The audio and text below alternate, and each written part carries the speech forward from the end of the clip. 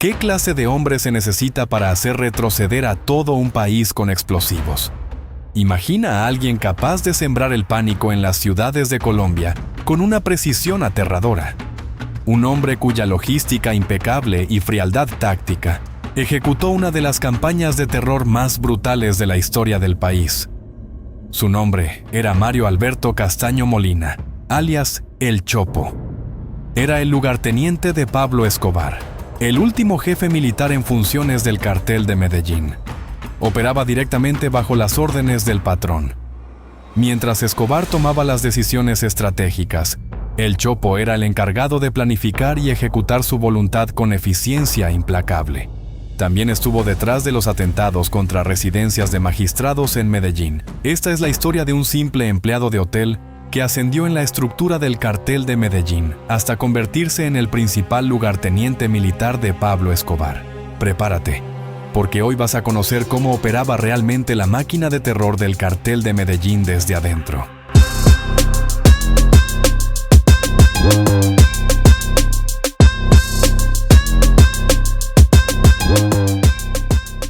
Antes de consolidarse como el principal responsable del esquema militar de la organización, la trayectoria vital de Mario Alberto Castaño Molina se desarrollaba en el sector de la economía de servicios.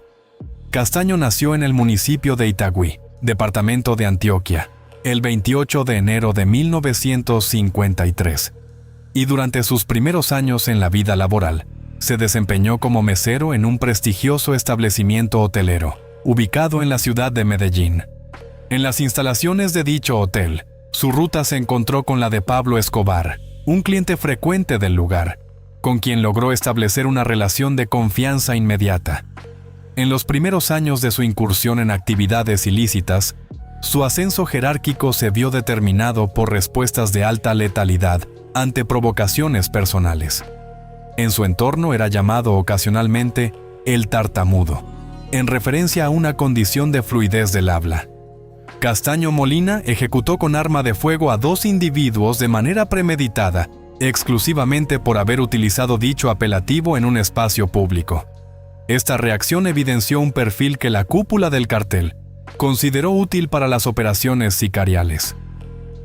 La persona más violenta del cartel de Medellín que yo conocí fue Mario Alberto Castaño Molina, El Chopo.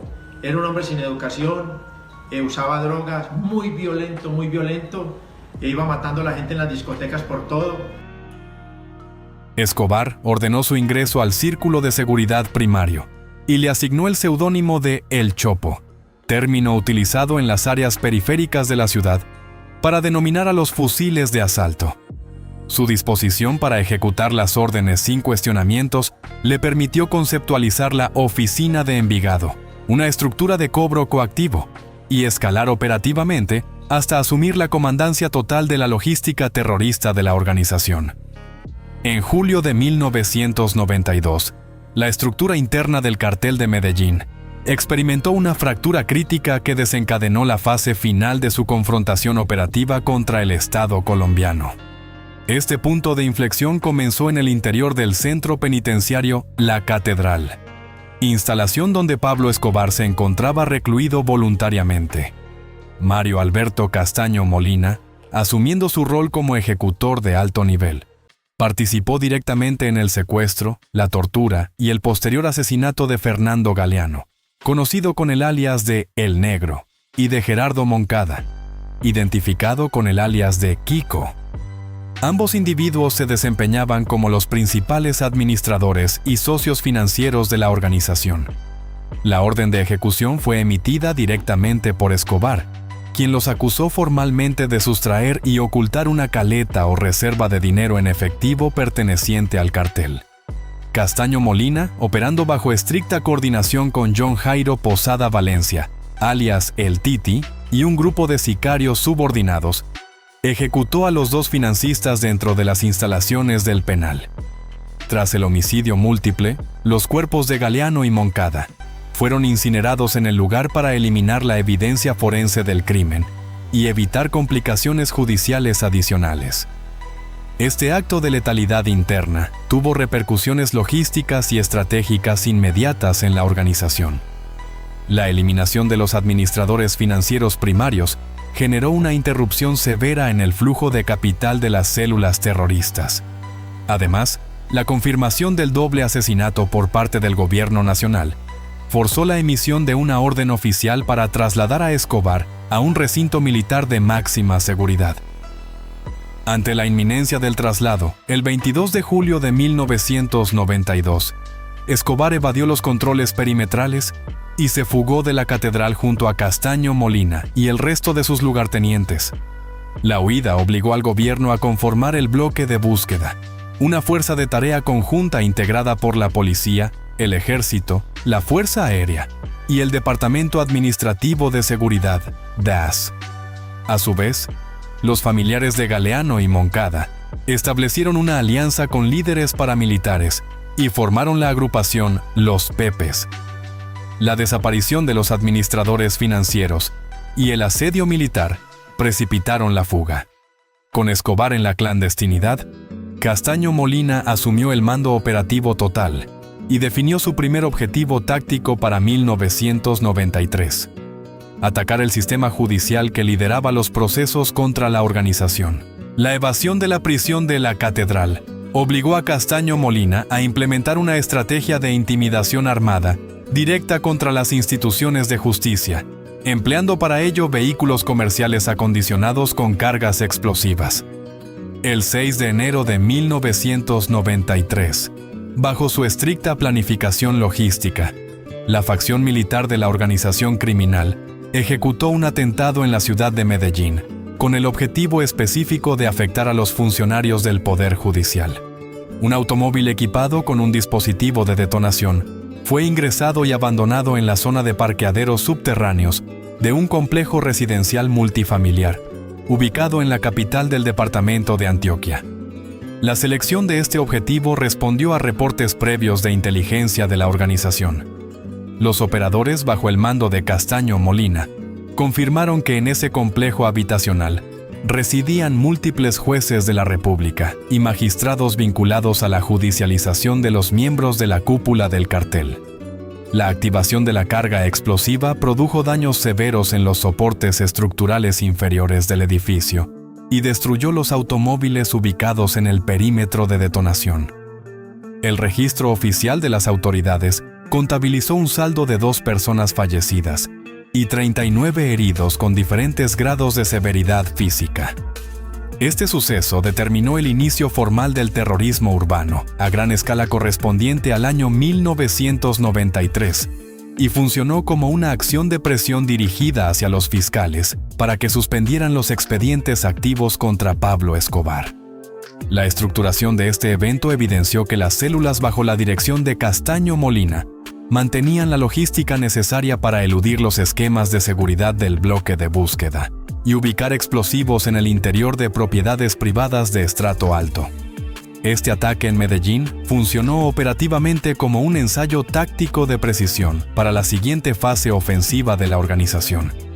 El Chopo determinó que, para maximizar el desgaste de las fuerzas del Estado y forzar una negociación política favorable, debía trasladar la logística de los vehículos con explosivos de alto poder directamente hacia la zona comercial y gubernamental más sensible del país, el centro geográfico de la ciudad de Bogotá.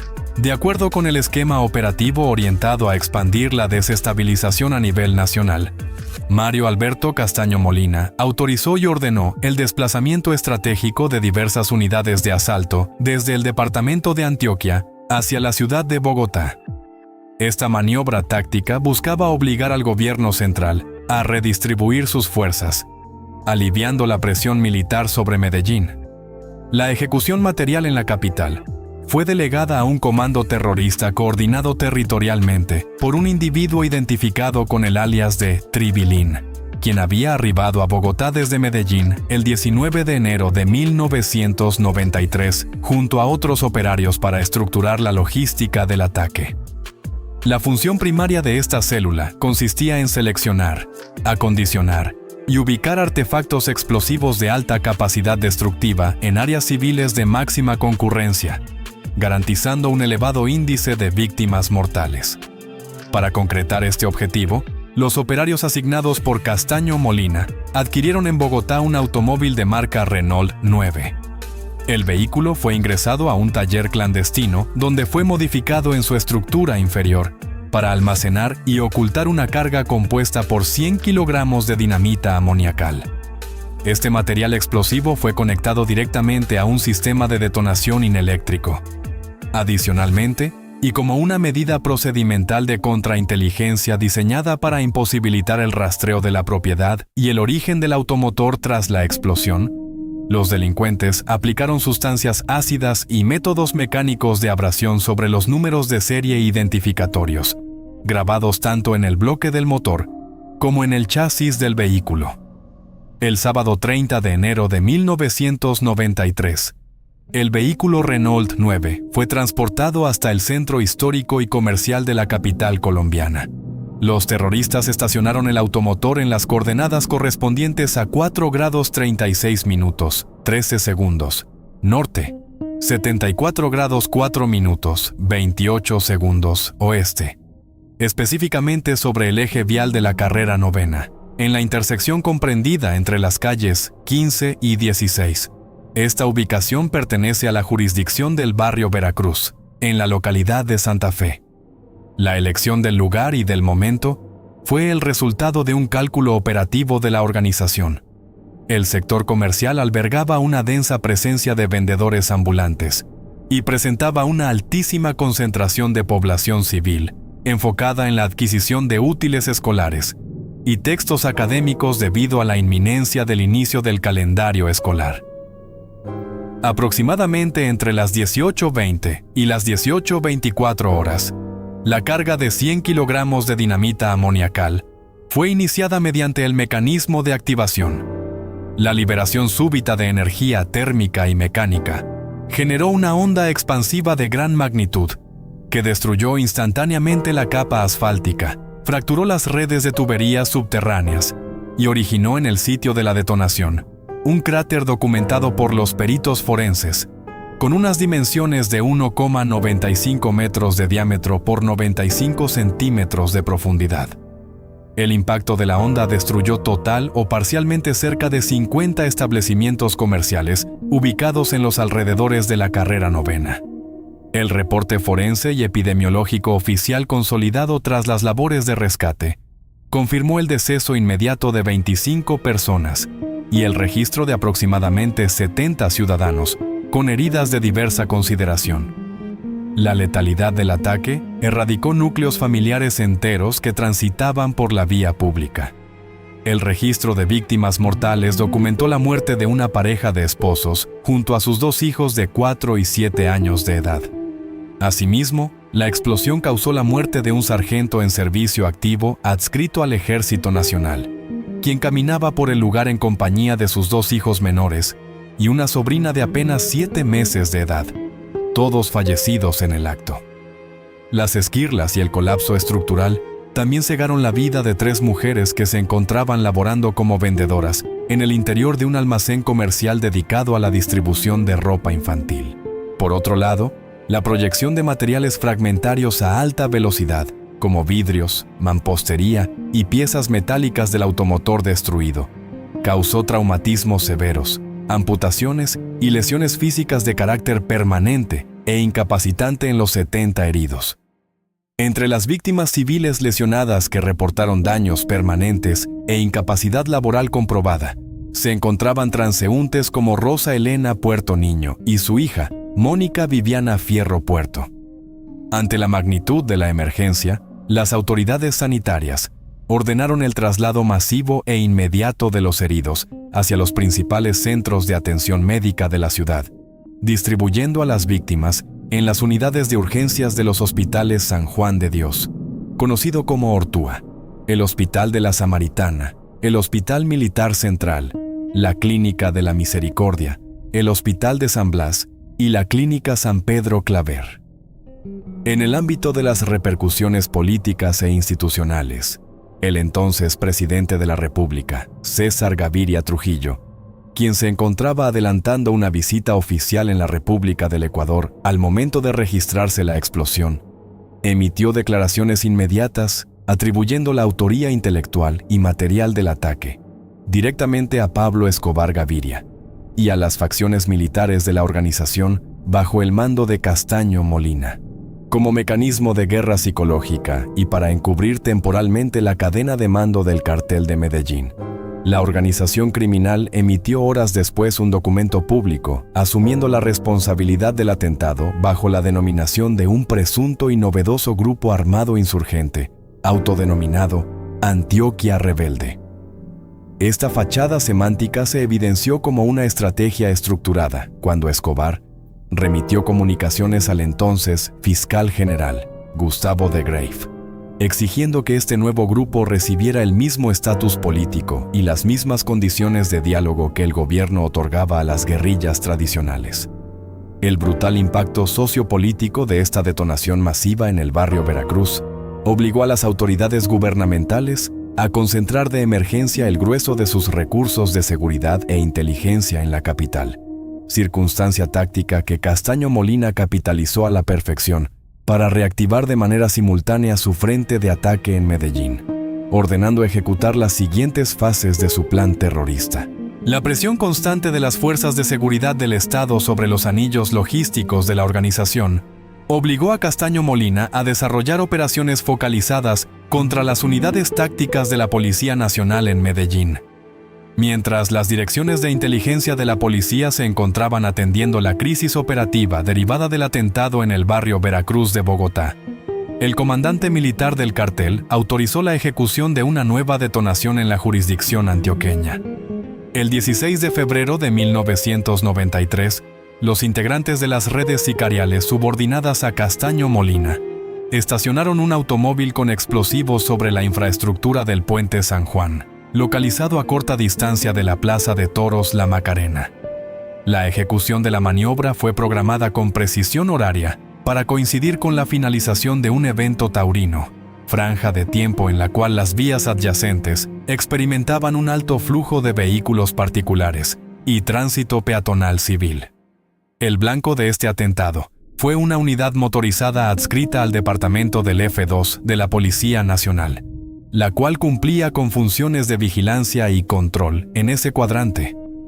La carga explosiva de alto poder destructivo fue activada al momento exacto en que la patrulla policial cruzaba el perímetro del vehículo abandonado. La liberación de energía producida por la detonación resultó en la destrucción total de la patrulla y afectó indiscriminadamente a la población circundante. Los informes oficiales emitidos por las autoridades en la escena del crimen contabilizaron 22 personas fallecidas debido al impacto directo de la onda térmica y mecánica.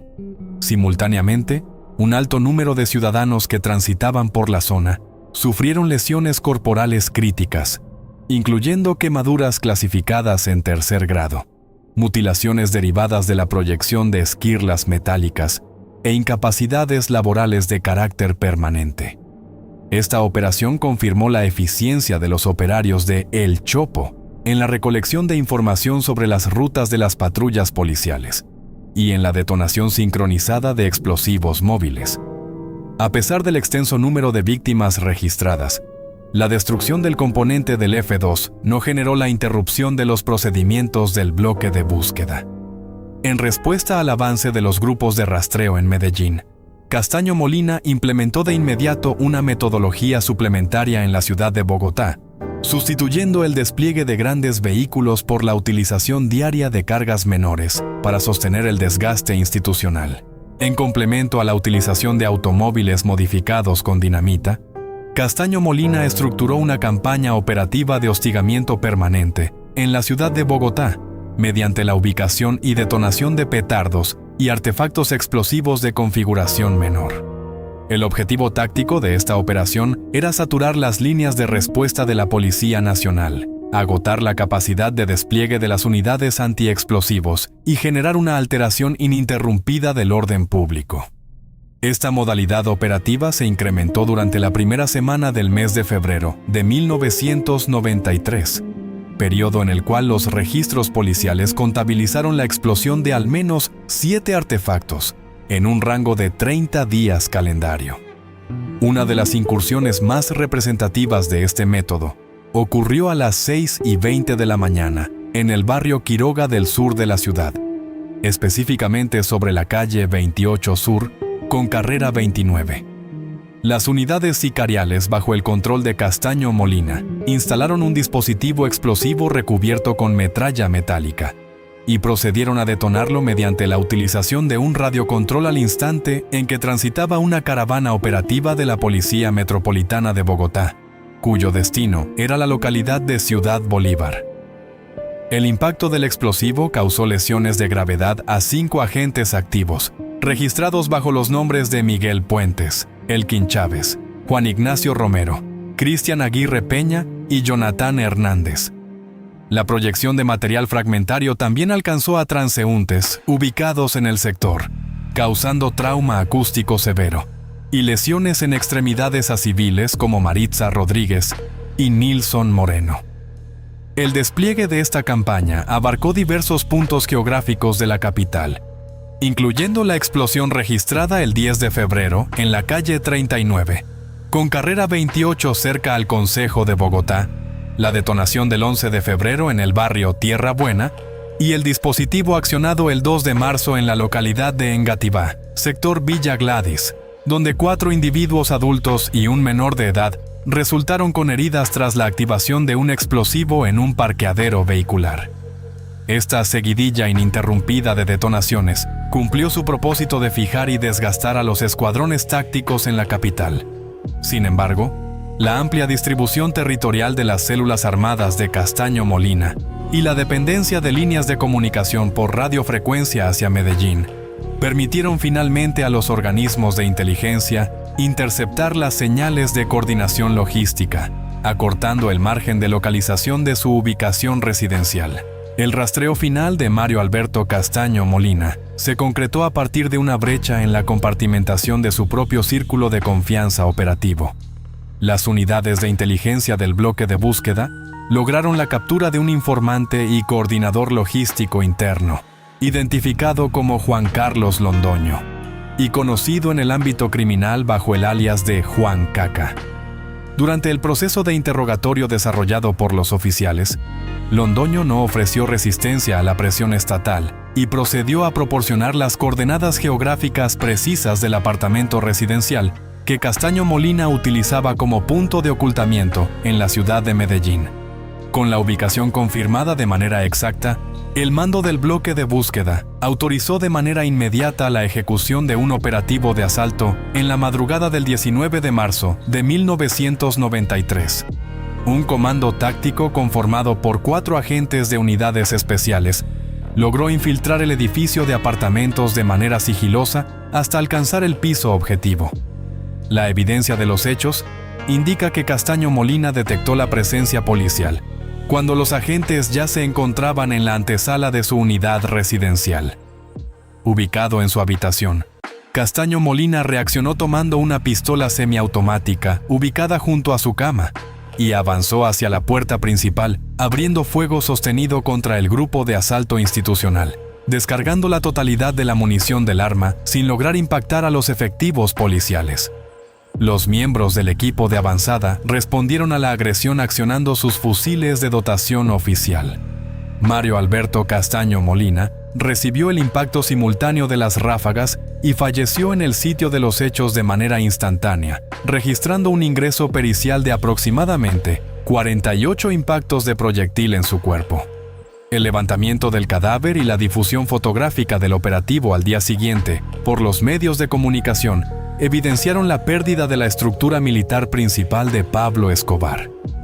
Según las actas operativas de la Policía Nacional, la neutralización definitiva de El Chopo constituyó la acción táctica que permitió el colapso final del cartel de Medellín.